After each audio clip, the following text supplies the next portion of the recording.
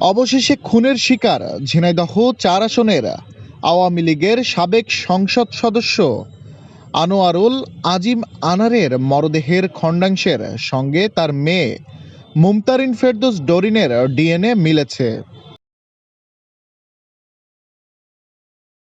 Paschimbanga CID সূত্রে জানা গেছে, ভারতের সেন্ট্রাল ফরেন্সিক সায়েন্স ল্যাবরেটরিতে দুজনের নমুনা পাঠানো হয়েছিল।